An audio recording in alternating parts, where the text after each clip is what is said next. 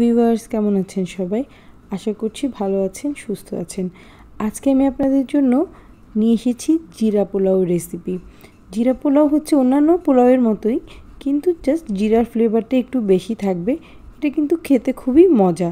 যারা জিরার স্মেলটা পছন্দ করেন তাদের জন্য বেস্ট একটা পোলাও রেসিপি এটা। চলুন তাহলে কিভাবে তৈরি করেছি তা দেখে নিন।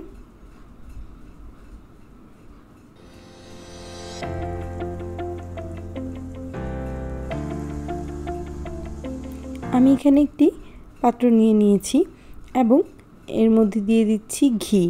আমি এটা ঘি দিয়েই রান্না করব। ঘি এবং জিরার স্মেল দুইটা মিলে অসাধারণ একটি টেস্টের পোলাও হবে। তো আমি এখানে যে 2 পটের মতো চাল নিয়েছিলাম, তাই আমি এর মধ্যে ঘিটা সেই আন্দাজ মতোই দিয়ে দিলাম। আর দিয়ে দিচ্ছি জিরা। এই জিরাটা হচ্ছে কাঁচা জিরা। কাঁচা জিরাটাই আমি দিচ্ছি। আর এখানে কিন্তু জিরার পরিমাণটা একটু বেশি যাবে, যেহেতু পোলাওটাই হচ্ছে জিরা পোলাও, তাই। তো এখানে আমি 3 চা চামচের মতো দিয়েছি।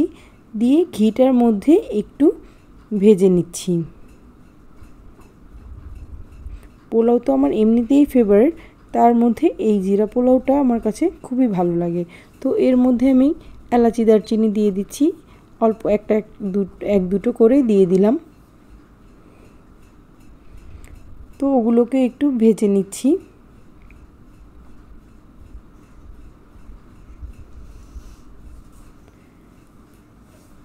এখন আমি এর মধ্যে কুচি করে রাখা পেঁয়াজ দিয়ে দিচ্ছি। পেঁয়াজটাও আমি ভেজে নিব।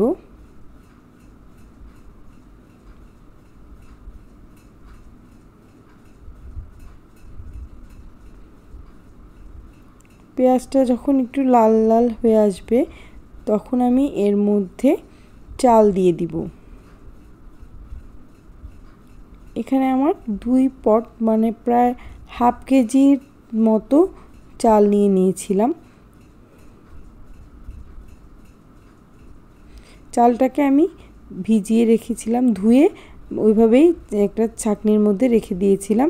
তাহলে কিন্তু চালটা যদি এভাবে রেখে আমরা রান্না করি, তাহলে কিন্তু চালটা খুব ভালোভাবে ফুটে আর ওইটার একটু বড় বড় হয়ে যায় দেখতে, যদি ভিজিয়ে রেখে কিছুক্ষণ রান্না করা হয়।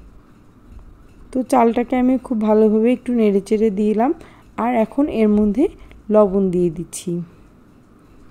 লবণটা তো অবশ্যই স্বাদ অনুযায়ী নেবেন।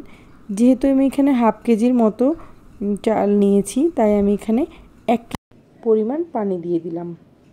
আর দিয়ে দিলাম কয়েকটা কাঁচামরিচ। এখন আমি ঢাকনা দিয়ে রেখে দেব বলক ওঠার জন্য। এই যে আমার চালটায় বলক উঠে গেছে। তো আরেকটু যখন পানি শুকিয়ে আসবে, তখন আমি এটাকে তাওয়ার মধ্যে বসিয়ে দিব।